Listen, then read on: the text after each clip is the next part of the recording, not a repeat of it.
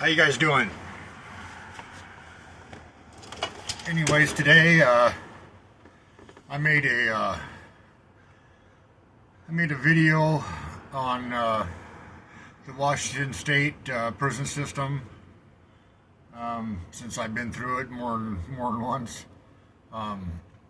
Today I'm going to make today's video is going to be about the federal system, the BOP, Bureau of Prisons, and what you can expect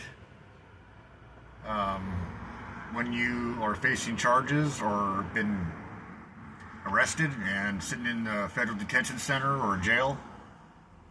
So in Washington State, in King County, Pierce County, in this regional Puget Sound area, if you've been charged with a federal crime, you will most likely be in the federal detention center or go to the federal detention center in SeaTac, Washington. It was built back in '96, holds about 1,200 people.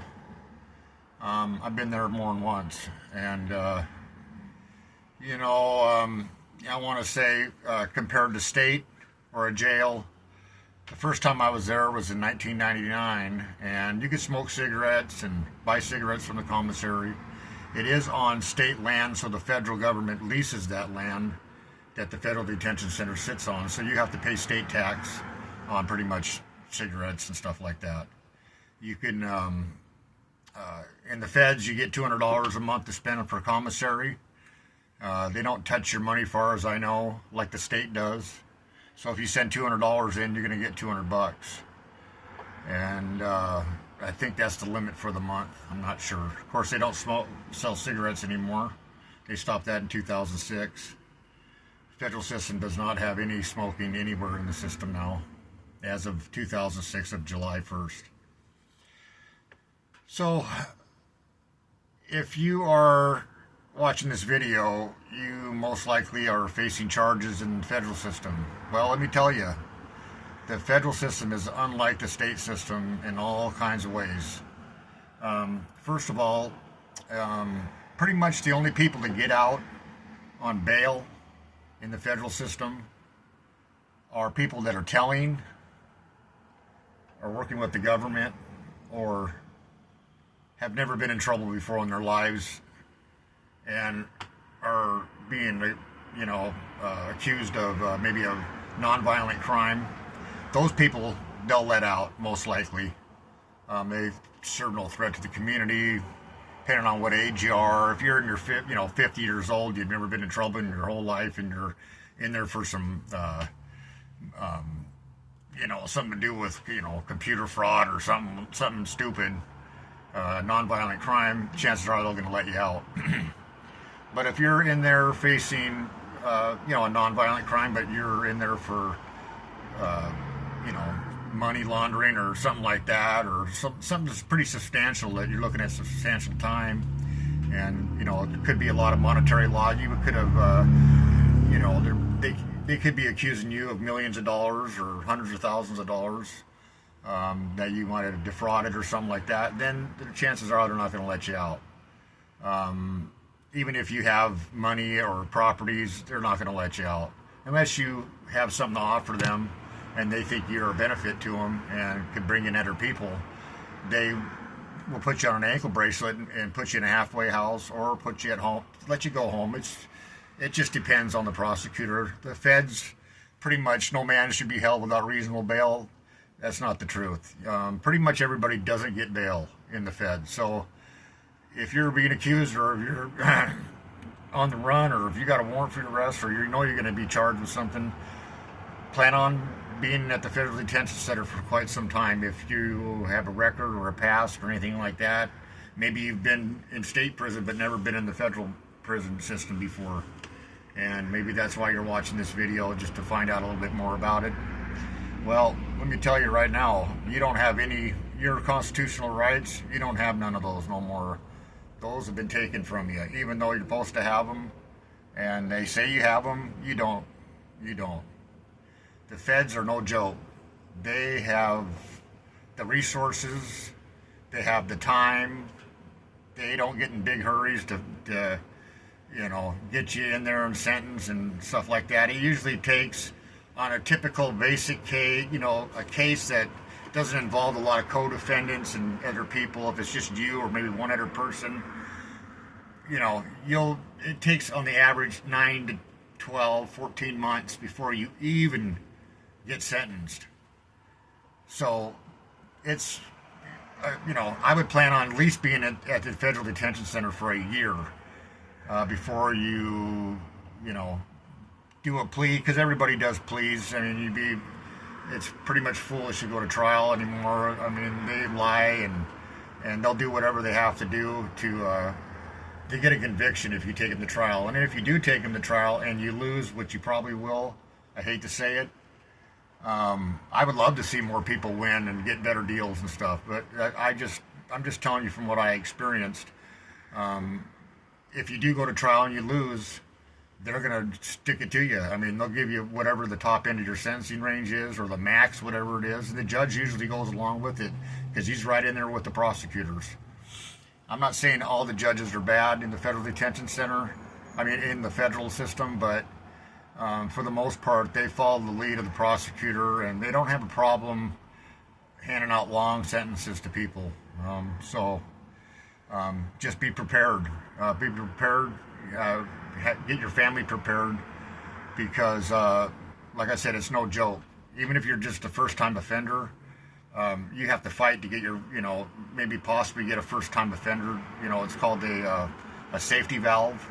They don't like giving that out to people. Even if you're a first offender, they don't like doing it. They like giving time out to people is what they like to do. So I'm just telling you, be ready for it. And I'll give you a little history on the federal detention center. It's 2 man per cell. Usually they're pretty filled up, so you don't get a room by yourself. You have a toilet in your room. They used to, when I first got there in '99, they would unlock the doors at 6 o'clock, basically. The upper tier would come out and eat breakfast. They'd go back and lock up. And then the bottom tier would come out, eat breakfast, and then they would go back upstairs and unlock all the upstairs cells. And then the bottom tier and the upper tier could come out. If you wanted to come out, if you didn't, if you want to come out and have coffee, or smoke a cigarette out in the courtyard, in the rec yard, stuff like that. It was up to you. They would let everybody out all the time. They'd lock you back up for lunch, and then lunch would be served. Same thing. Upper tier comes out first one day, then locked back up, and then the lower tier comes out. They eat lunch, and they unlock the upper tier and let everybody out. And then the next day it'd be the bottom tier that comes out first. It's just vice versa every day. On the weekends, you have a 10 o'clock mandatory stand-up count at 10 o'clock and 4 o'clock. Every day you have a mandatory 4 o'clock count, stand-up count, lights on, every day. But on the weekends and holidays, I think, I'm not sure about the holidays, but I'm pretty sure. But the weekends, you have a 10 o'clock, 10 a.m. mandatory stand-up count too. In the weekdays, you don't. So you have to do that. Anyways, there's 2 men to a cell. I'm just going, this is from what night I was there in 1999. So, and then after lunch, you're out all day, all afternoon till about 3:30. They lock everybody down. They do the count. As soon as count clears, which is about 4:30, they start serving dinner. Let the lower tier or upper tier comes out first, whatever, and then let the next tier out after they get done eating. You have 15 minutes to eat. The food is not that good, so don't get excited about it. Hopefully you got money for commissary, because you want to eat. The food is not that good. So, and then they would let you, after dinner, let us stay out till I want to say midnight. During the weekdays, we could stay up till midnight outside, smoke and play volleyball till midnight, whatever you want to do. And then they lock you down for 6 hours while overnight. On the weekends, they let us stay out till 1 o'clock. Some of the guards would, and watch movies on the weekends. So that's how the federal detention center is. There's showers there, upstairs and downstairs. They have Echo Bravo, Echo Charlie, different, they're named after the military. Basically, they're military names. and they'll have a high people with high custody levels. They'll have one of those tanks, and they'll have like a medium, but they pretty much just throw everybody. You could be minimum security and still be in there in a high security tank. It don't matter. Let me tell you one thing: the feds are no joke when it comes to they're prisoners. I have met the smartest people I've ever met in the federal system. I've met airplane pilots, people that, doctors, chemists, people that are just brilliant. I mean, just super smart. I met a guy that had an IQ of 192. It's just, there are some very interesting, smart people there, but there are some serious convicts there. There is no doubt about that. These people don't play around. And I know the state system, it can go both ways, but I've met some of the baddest people. Baddest in the way of, I would not want to mess with these people. These people would fuck you up in a second. And they're no nonsense. They don't have much of a sense of humor. They are looking at long periods of time. And I've seen some bad stuff in there, that's for sure. And I've seen people try to commit suicide. I've seen people just get beat to a pulp. I mean, bad, to the point where it's pretty much off the hook. I mean, it's just, there's been people when I was down at Sheridan, at the prison down there, I've seen people get stabbed with pencils and it's just, I'm not going to get into all that because, I don't want to start making waves or, put myself in a bad situation. But I've seen some bad stuff in the feds, that's for sure. So anyways, if after the federal detention center, if you take a plea and you get sentenced, you'll soon find out about what our government is really like. As soon as you get there, most people don't have any kind of, they have no idea that it's the way it is. And it's pretty much, you have no rights. I mean, they just take everything away from you, and there's nothing you can do about it. If your family comes up there and protests or starts making phone calls all over the place and calling the Bureau of Prisons, they just make your life harder. You're not going to win. You're just going to make more trouble for yourself. If you don't like something there and you start filing complaints with the VOP and stuff like that, that's the wrong thing to do. They're going to make your life miserable. They're going to roll you up, put you on a bus, and ship you to another prison. And then 3 weeks later, once you get settled in there, as soon as you get settled in and get yourself a little routine going, they're going to roll you up and take you and move you to another prison. And it's usually on a bus, you won't be flying nowhere, because they want to give you they call it diesel therapy. And that will make your life miserable, and you will never be comfortable. You'll never get settled into a prison and stay for any time, because they'll roll you back up. They might let you stay somewhere for 2 or 3 months, and you think, wow, thank God, finally, I'm cool right here. I met some people here. It's cool. I got a little routine going on now. I've been here for 3 months. Everything must be okay. Boom, it's not okay. Roll up. You're getting shipped out. So don't try to play with these people, because you will not win. And unless you have even if you had your uncle was a congressman or something, it doesn't. You can't win with these people. These people are powerful, evil people, and that's with the whole system. Just you're fighting evil, and you're just not going to win. And you'll see what I mean once you start seeing people going to court and coming back. You'll see what I'm saying. You can't win, and when you have no chance in winning in a system like that, that's not right. But it's set up like that. It's set up for them to win and you to lose. So let's get into the point system. In the feds, every felony you have, unlike the state, well, in the state there are some felonies that count as 2 points, but in the federal system, a non-violent felony, low-level felony like a possession of stolen property will get you 2 points.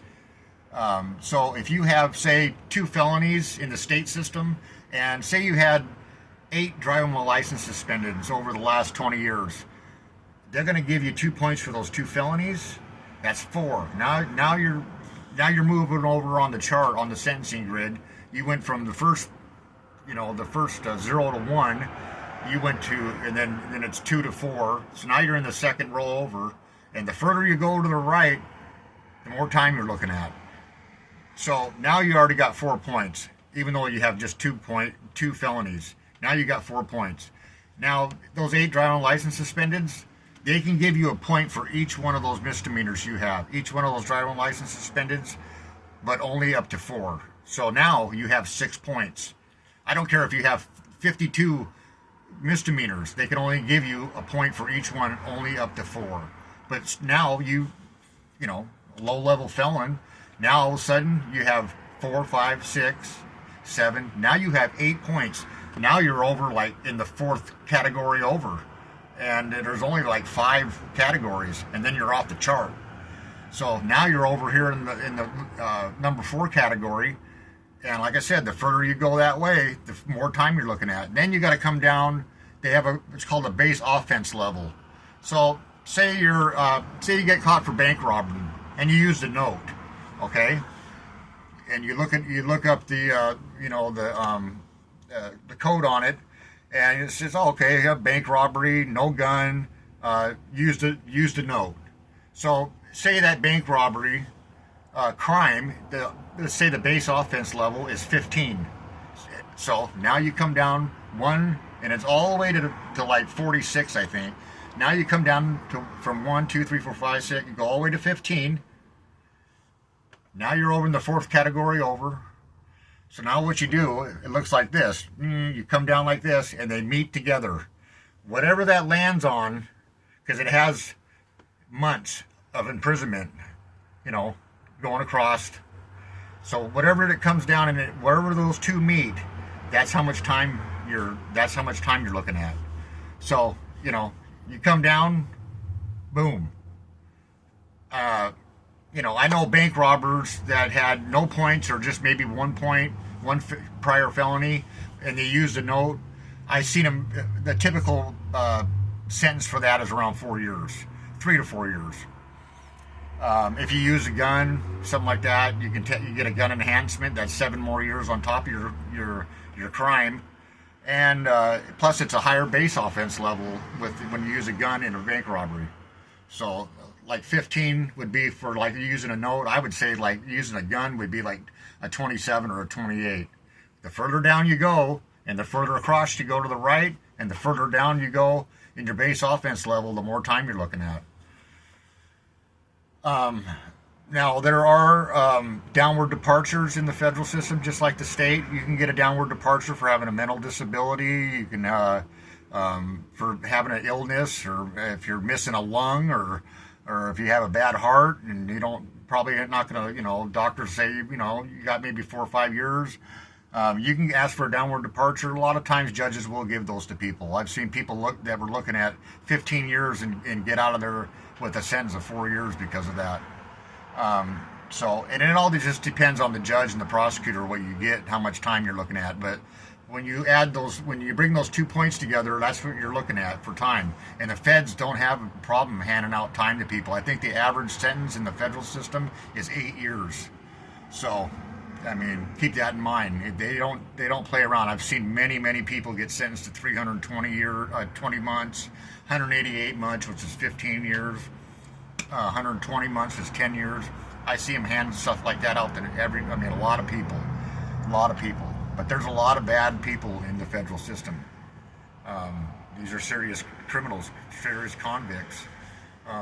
They also have a thing called an armed career criminal. If you are you've been doing crime your whole life, and you're someone like my age, and you got 15 felonies, and you're off the chart, and you get hemmed up with another another federal charge, and you get put in the detention center up there. You had guns in the past you've been charged with, or violent crimes, assaults. Those prosecutors are most likely going to try charging you with armed armed career criminal. If you were caught with a gun or a firearm, or if you have those kind of crimes in your past, and that crime alone is 15 years, is 188 months. So now you're being charged. Say you got hemmed up doing some mail fraud or something like that. So you're in the federal, you get locked up. You had a U.S. Marshal's warrant for your arrest, and they did a grand jury and all that stuff, and you get arrested. You're looking at a stupid little mail fraud or something like that, maybe 2 to 3 years, and now they're saying, well, we're charging with an armed career criminal. That's 15 on top of that. And they get people convicted on those all the time. They also have a thing called a career criminal unarmed, where you just, like someone like me that doesn't have any violence but is off the charts in felonies and has made a career out of it his whole life.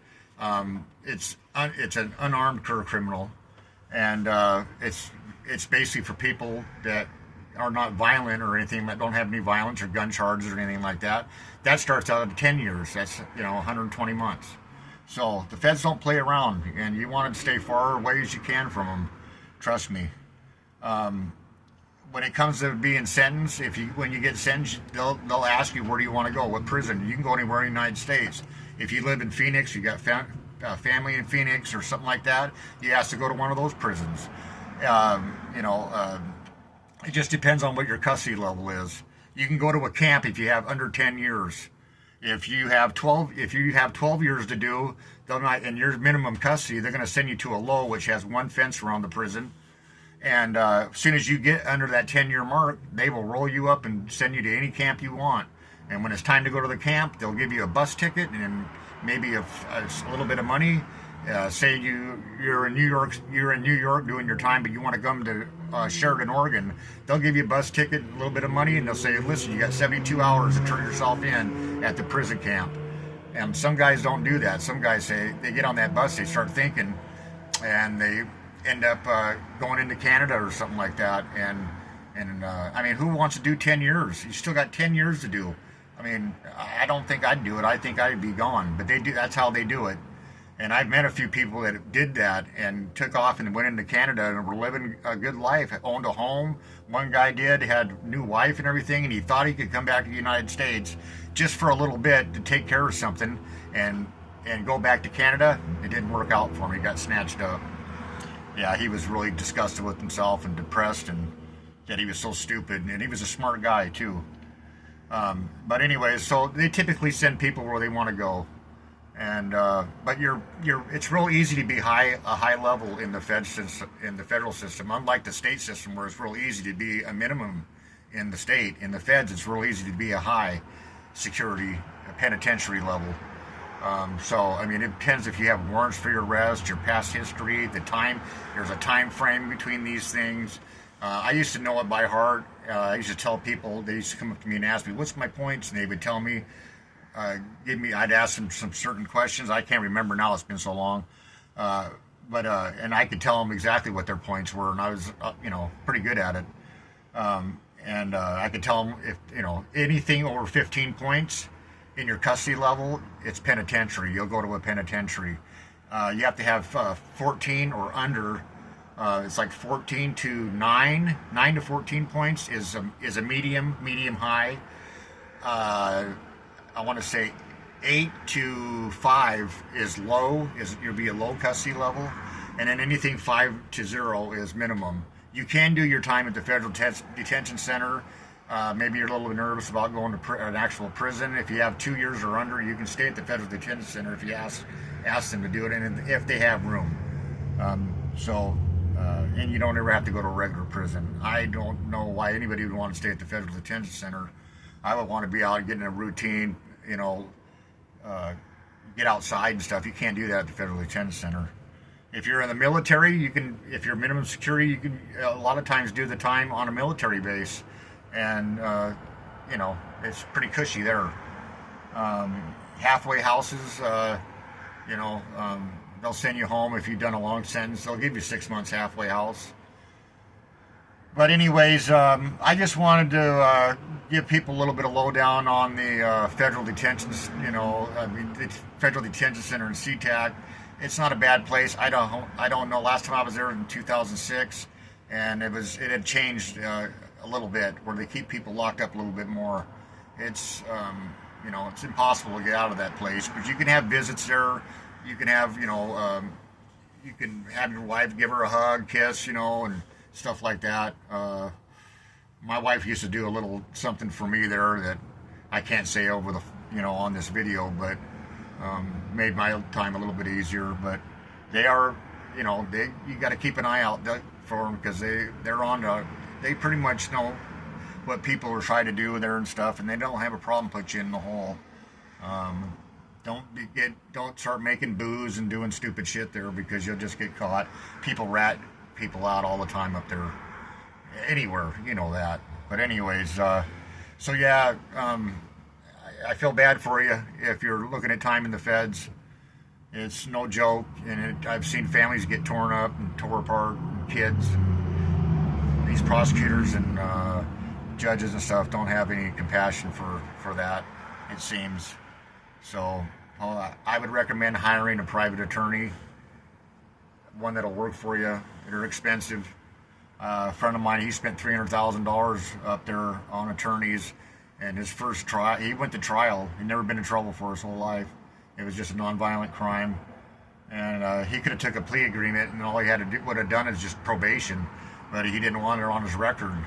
And so he took it to trial, and he didn't think he was guilty of it. And it was a hung jury on the first trial. The second trial, he was found guilty, and they gave him 30 months. And we laugh about it on the phone, because I still talk to him to this day. And he's got like an IQ of like 180 or something like that. The guy's very smart, makes a lot of money, legal money. He can do just about anything. But we still laugh about it on the phone. You know, who was the stupidest person we met up there when we met in prison? Ourselves, himself, because I don't know, it's just